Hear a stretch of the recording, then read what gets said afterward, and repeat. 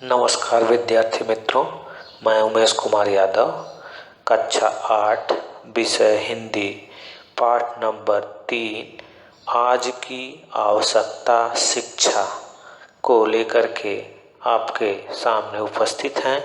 तो चलिए हम लोग इस पाठ को देखते हैं। सबसे पहले इस पाठ के नाम के बारे में हम लोग चर्चा करेंगे, फिर शब्दार्थ को देखेंगे। शब्दार्थ के बाद हम लोग इसकी थोड़ी सी भूमिका इस पाठ की देखेंगे। इस पाठ के अंतर्गत क्या चीज़ें बताई गई हैं, किससे रिलेटेड बातें हैं, उन सब पर हम लोग चर्चा करेंगे। तो आइए देखते हैं, ये आपके स्क्रीन पे पाठ नंबर 3 शिक्षा आज की आवश्यकता। शिक्षा आज की आवश्यकता। आज आधुनिक युग में हर व्यक्ति को शिक्षित होना अनिवार्य है, आवश्यक है। बिना शिक्षा के किसी भी प्रकार का कोई विकास नहीं हो सकता। अगर किसी समाज, किसी देश, किसी व्यक्ति का यदि विकास करना है तो सबसे पहले उसे शिक्षित करना होगा। शिक्षा के बिना उसका किसी भी प्रकार का विकास नहीं हो सकता।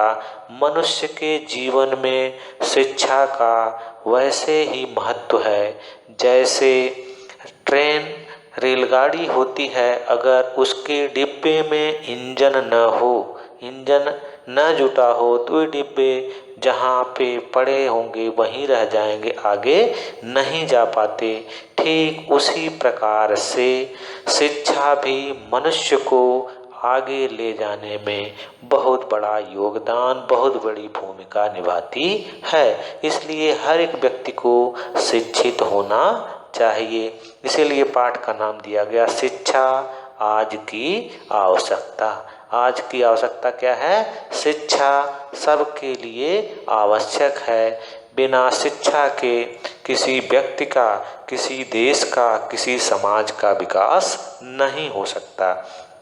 तो पाठ को पढ़ने से पहले हम लोग शब्दार्थ को पहले देख लेते हैं। जो कठिन शब्द हैं उन शब्दों को देखने से हमें पाठ को समझने में बड़ी आसानी हो जाएगी। तो आइए एक एक शब्दों के अर्थ को देखते हैं। पहला है प्रयास, माने कोशिश। प्रयास शब्द का अर्थ क्या है? कोशिश, प्रयास करना या कोशिश करना। दूसरा है वर्दी, पोशाक, कपड़े। वर्दी माने पोशाक, कपड़े। और तीसरा है अनिवार्य, माने जरूरी। अनिवार्य माने जरूरी।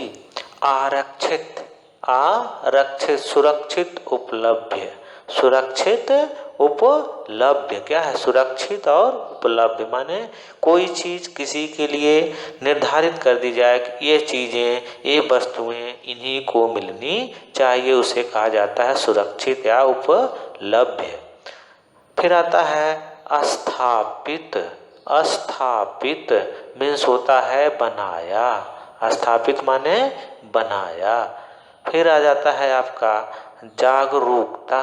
जागरूकता माने होता है जानकारी होना। जागरूकता मीन्स जानकारी होना। आर्थिक, आर्थिक वित्त संबंधी, धन संबंधी। आर्थिक माने होता है धन, या उसको शैक्षणिक भाषा में वित्त भी कहा जाता है। प्राधिकरण, प्राधिकरण, अनुमोदन। प्राधिकरण शब्द का अर्थ है अनुमोदन। निःशुल्क, बिना फीस के। निःशुल्क, बिना फीस के। निःशुल्क, शुल्क माने फीस होता है, नि माने बिना, बिना फीस के। तो इस प्रकार से आपके कठिन शब्द थे। कठिन शब्दों के बाद चलिए हम लोग चैप्टर को देखते हैं। चैप्टर के पढ़ने से पहले हम लोग इसकी थोड़ी सी भूमिका के बारे में डिस्कस कर लेते हैं। इसकी भूमिका में आप चैप्टर के नाम से ही पता है कि शिक्षा आज की क्या है?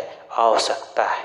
इस पाठ के अंतर्गत समस्त व्यक्तियों को शिक्षित करने के लिए प्रेरणा दी गई है। विशेष करके गरीब तबकों के लोगों के लिए शिक्षा के जो प्रावधान हैं उनके बारे में बताया गया है। उनको किस प्रकार से शिक्षा दी जानी चाहिए, उनके लिए सरकार ने क्या क्या प्रावधान किए हैं, कैसे कैसे स्कूलों में उनके लिए सीटें निर्धारित की हैं, इन सब बातों को इस पाठ में चर्चा की गई है। और जो सरकारी स्कूल हैं धीरे धीरे वे कम होते जा रहे हैं, इनका कारण भी पूछा जा रहा है। उनके स्कूलों में बच्चों की संख्या दिन प्रतिदिन क्यों घट रही है, इन सब बातों को लेकर के इस पाठ में चर्चा की गई है। तो आइए अब हम लोग इस पाठ को एक एक लाइन करके देखते हैं।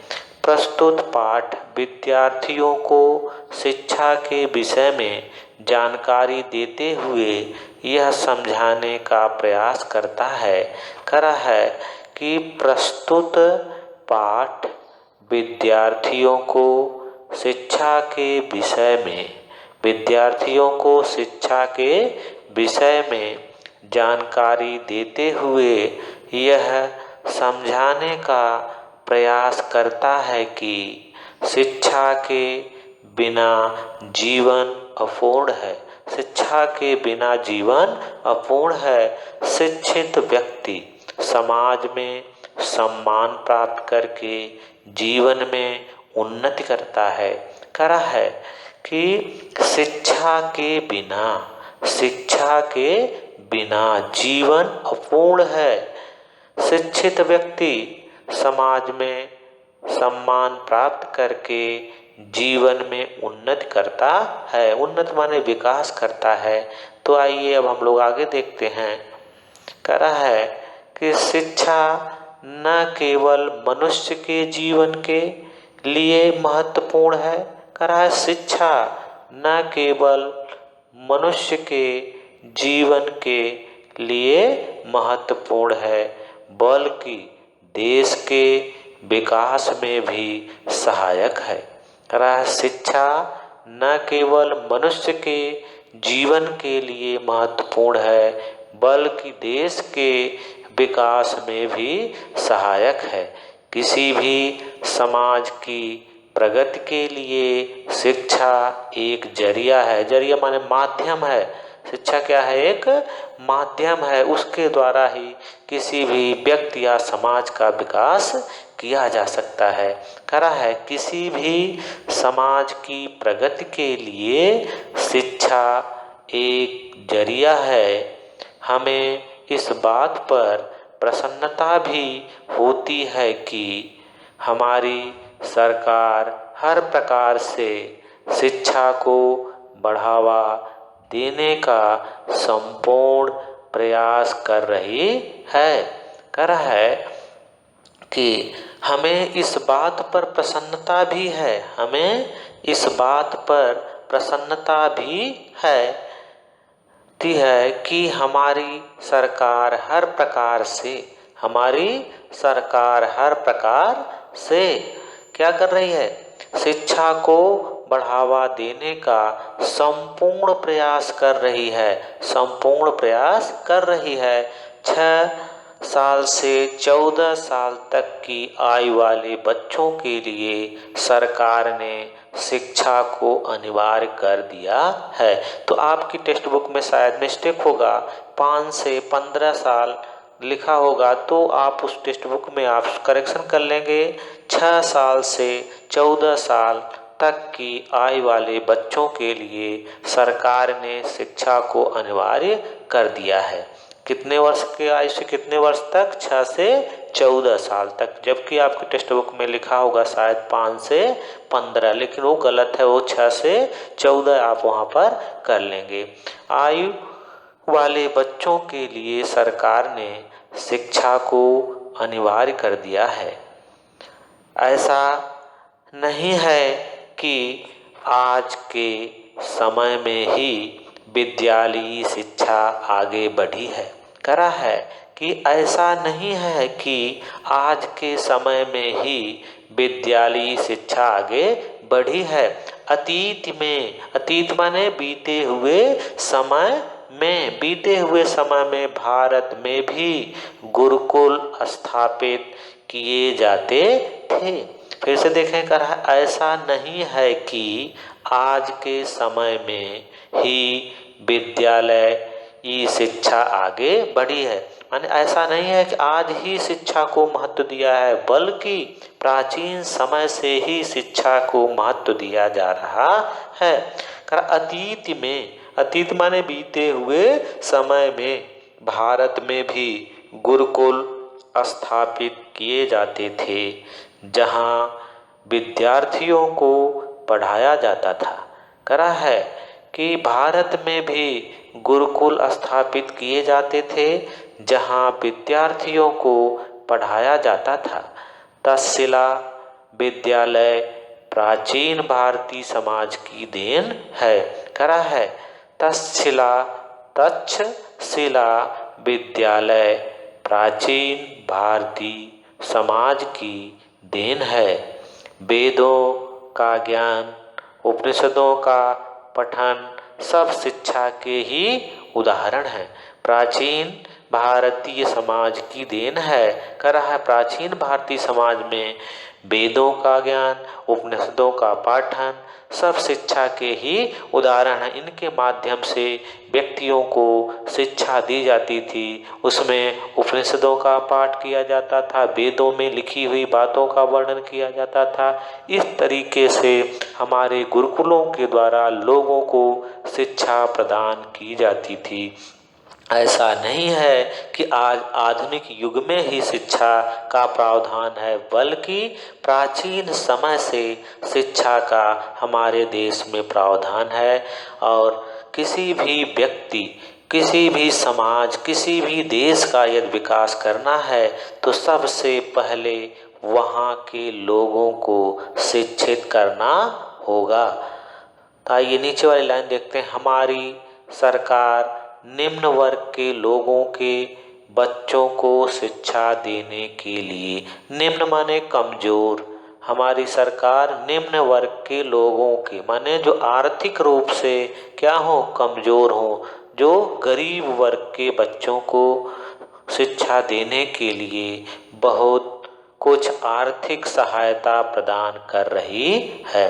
फिर से देख लें, हमारी सरकार निम्न वर्ग के लोगों को, कमजोर वर्ग के, आर्थिक रूप से कमजोर वर्ग के लोगों के बच्चों को शिक्षा देने के लिए बहुत कुछ आर्थिक सहायता प्रदान कर रही है। आर्थिक माने धन दे करके, सहयोग दे करके उनकी सहायता प्रदान कर रही है।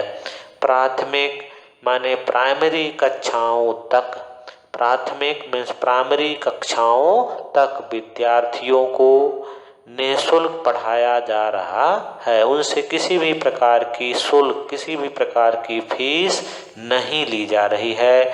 उन्हें सरकार की ओर से वर्दी मीन्स कपड़े तथा किताबें मुफ्त में दी जाती हैं। कर रहे हैं कि गरीब वर्ग, निम्न वर्ग के लोगों के बच्चों के लिए सरकार ने आर्थिक रूप से सहायता प्रदान कर रही है।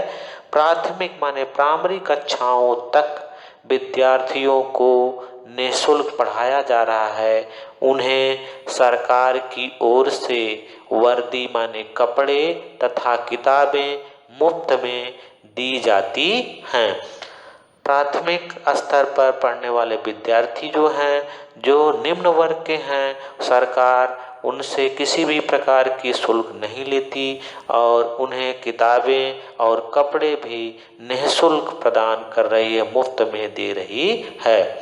हर तरह से यह कोशिश की जा रही है कि, हर तरह से यह कोशिश की जा रही है कि निम्न एवं मजदूर वर्ग के बच्चों को शिक्षा अनिवार्य रूप से मिले। करा है कि सरकार की हर तरह से कोशिश है कि निम्न एवं मजदूर वर्ग के बच्चों को हर तरह से अनिवार्य रूप से शिक्षा उन्हें मिले। अच्छे से अच्छे विद्यालयों में भी आर्थिक रूप से कमजोर लोगों के बच्चों के दाखिले के लिए, दाखिले माने एडमिशन के लिए करा है कि निम्न एवं मजदूर वर्ग के बच्चों को शिक्षा अनिवार्य रूप से मिले। अच्छे से अच्छे विद्यालयों में भी आर्थिक रूप से कमजोर लोगों के बच्चों के दाखिले के लिए, दाखिले माने एडमिशन के लिए सीटें आरक्षित की जाती हैं। आरक्षित माने निश्चित कर दी जाती हैं। इन सीटों पे गरीब और मजदूर बच्चों के एडमिशन होंगे। बढ़िया से बढ़िया स्कूल भी ऐसे बच्चों को दाखिला देते हैं जो विद्यालय इस नियम का उल्लंघन करता है। जो विद्यालय इस नियम का पालन नहीं करते या इस नियम का उल्लंघन करते हैं उनके विरुद्ध कार्रवाई की जाती है। इससे निम्न वर्ग के लोगों के बच्चों को अत्यंत बढ़ावा मिल रहा है। ऐसी योजना से आर्थिक रूप से कमजोर श्रमिकों, मजदूरों और गरीब को बच्चों को अत्यधिक बढ़ावा मिल रहा है। ज़्यादा से ज़्यादा वे शिक्षा को प्राप्त कर सकें। आज से कुछ समय पहले सरकारी विद्यालयों में शिक्षा का स्तर सही नहीं था। करा है कि आज से कुछ समय पहले सरकारी विद्यालयों में शिक्षा का स्तर सही नहीं था, मगर माने लेकिन अब सरकार इन सरकारी विद्यालयों के स्तर में सुधार लाने का संपूर्ण प्रयास कर रही है। करा है कि आज से कुछ समय पहले सरकारी विद्यालयों में शिक्षा का स्तर सही नहीं था, मगर माने लेकिन अब सरकार इन सरकारी विद्यालयों के स्तर में सुधार लाने का संपूर्ण प्रयास कर रही है। पढ़ाई में कमजोर बच्चों के लिए करा है, पढ़ाई में कमजोर बच्चों के लिए गर्मी की छुट्टियों में भी कक्षाएं चलाई गई। करा है कि पढ़ाई में कमजोर बच्चों के लिए गर्मी की छुट्टियों में भी कक्षाएं चलाई गई। अभिभावक शिक्षक, अभिभावक माने होता है गार्जियन। गार्जियन में माता पिता के अलावा और भी गार्जियन हो सकता है। ये निर्धारित नहीं है कि सिर्फ इसमें माता पिता ही आते हैं, बल्कि हमारे मालिक अन्य लोग भी अभिभावक के अंतर्गत आ जाते हैं, जो कि विद्यार्थी की सारी जिम्मेदारी लेकर चलते हैं। वे अभिभावक कहे जाते हैं। ये सिर्फ इतना अभिभावक का मतलब नहीं है कि सिर्फ माता पिता ही, बल्कि घर के अन्य सदस्य भी अभिभावक के अंतर्गत आते हैं। शिक्षक सभा भी आयोजित की जाती है। शिक्षक और अभिभावक सभा का आयोजन भी किया जाता है, जिससे अध्यापक गण माने शिक्षक गण छात्रों के विषय में उनके माता पिता से बात कर सकें। देश के अविकसित क्षेत्रों में सरकार द्वारा बहुत से शैक्षिक जागरूकता अभियान चलाए जा रहे हैं। इसके अलावा सरकार के द्वारा देश के कई हिस्सों में शैक्षिक जागरूकता अभियान भी चलाया जा रहा है, जिसमें प्रौढ़ शिक्षा है, आंगनबाड़ी शिक्षा है। इनके द्वारा लोगों को शिक्षित करने का प्रयास किया जा रहा है। इसका एक उदाहरण सर्व शिक्षा अभियान है। सर्वोदय विद्यालय तथा प्रतिभा विकास विद्यालयों को बढ़ावा दिया जा रहा है। शिक्षा को आगे बढ़ाने के लिए सर्व शिक्षा अभियान चलाए जा रहे हैं सरकार के द्वारा। सर्वोदय विद्यालय तथा प्रतिभा विकास विद्यालयों को बढ़ावा दिया जा रहा है कि जिससे ज़्यादा से ज़्यादा लोग शिक्षा को प्राप्त करके अपना तथा अपने देश का और अपने समाज का विकास कर सकें। तो आइए आगे देखते हैं हम लोग। देश में शिक्षा प्रणाली के स्तर को बढ़ावा देने के लिए हम सबको योगदान आवश्यक है। कह रहा है देश में शिक्षा प्रणाली के स्तर को बढ़ावा देने के लिए हम सबका योगदान अत्यंत आवश्यक है। स्कूल और कॉलेज प्राधिकरणों द्वारा अपने छात्रों में रुचि और जिज्ञासा को बढ़ावा देने के लिए शिक्षा के कुछ मुख्य उद्देश्यों को निर्धारित करना बहुत आवश्यक है।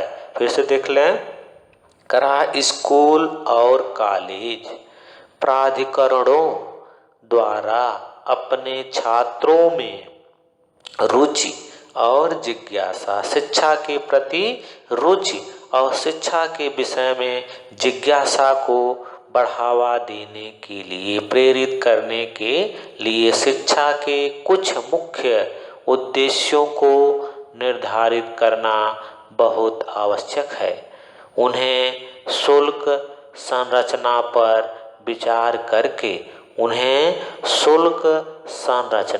शुल्क माने फीस, संरचना पर उसका क्या प्रारूप है, विचार करके शिक्षा शुल्क में कमी करनी चाहिए। कह रहे हैं शिक्षा के कुछ मुख्य उद्देश्यों को निर्धारित करना बहुत आवश्यक है। उन्हें शुल्क संरचना पर विचार करके शिक्षा शुल्क में कमी करनी चाहिए। कई बार शिक्षा शुल्क की अधिकता विद्यार्थियों की शिक्षा में बाधा बन जाती है।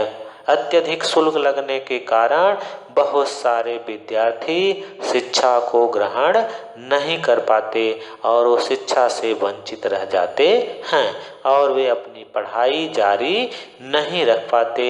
इसलिए सबको मिल करके इस शिक्षा शुल्क में कुछ कमी करने की आवश्यकता है, जिससे कि हर एक विद्यार्थी उचित शिक्षा को प्राप्त कर सके और अपना और अपने देश का और अपने समाज का विकास कर सके। तो आगे देखिए, लोगों के बीच में समानता लाने एवं सभी के वैयक्तिक विकास के लिए, लोगों के बीच में समानता लाने एवं सभी के वैयक्तिक विकास के लिए हमारा यह कर्तव्य है कि सभी के लिए शिक्षा की सुविधा में संतुलन बनाना होगा।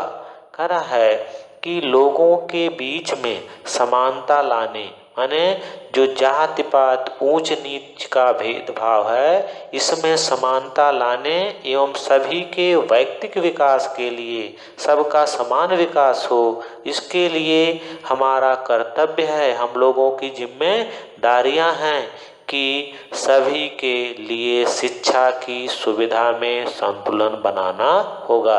सबको शिक्षा देने की व्यवस्था होनी चाहिए, सबका बैलेंस बराबर होना चाहिए।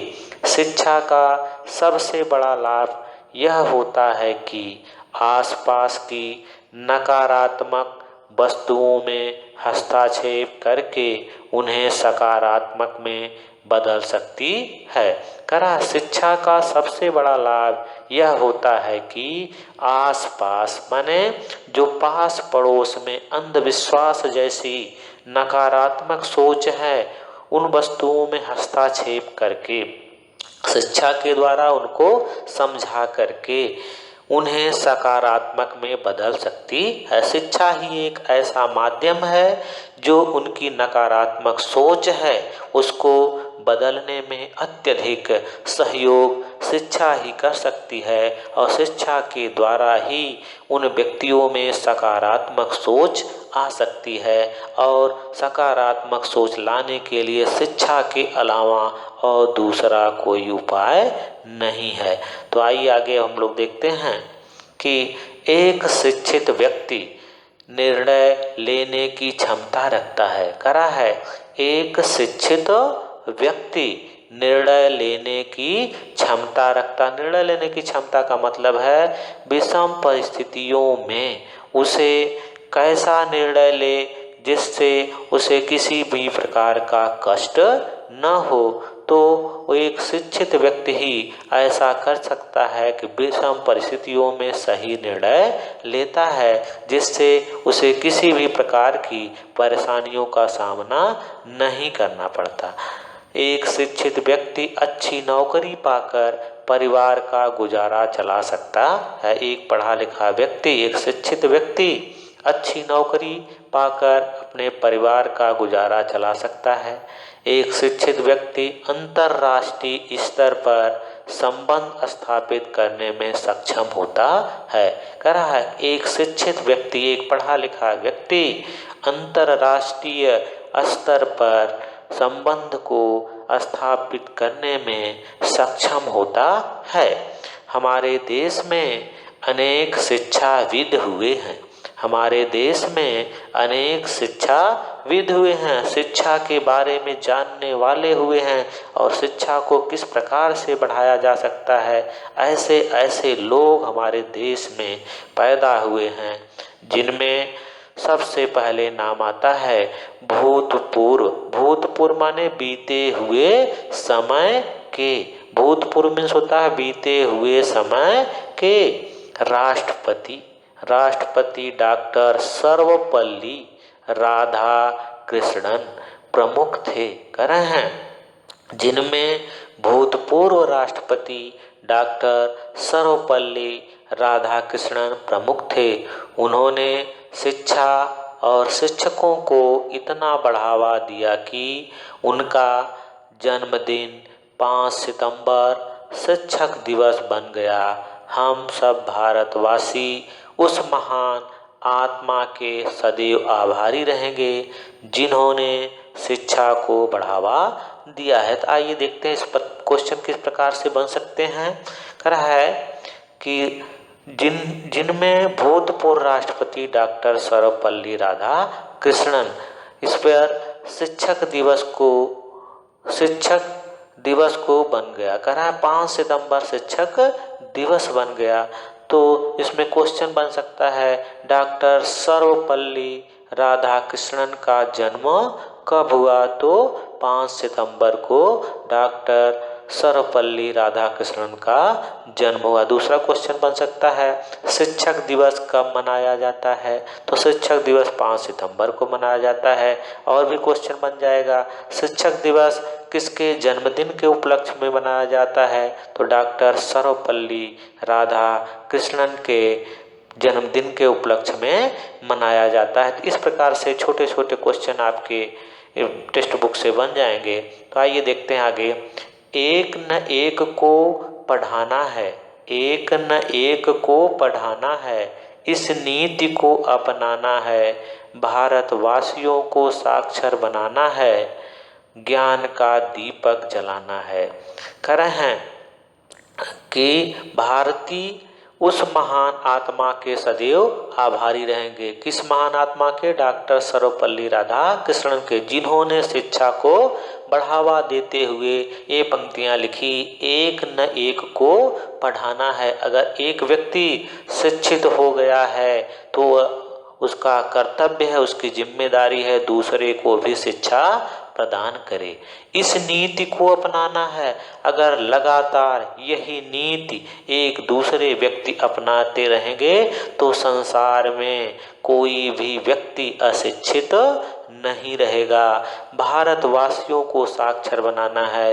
इन्होंने कहा अगर इस नीति का पालन भारतवासी करते हैं तो पूरा भारत क्या हो जाएगा? साक्षर बन जाएगा, शिक्षा के बारे में जान जाएगा और ज्ञान का दीपक जलाना है और हर व्यक्ति के दिल में, दिमाग में इस ज्ञान रूपी, शिक्षा रूपी दीपक को जलाना है।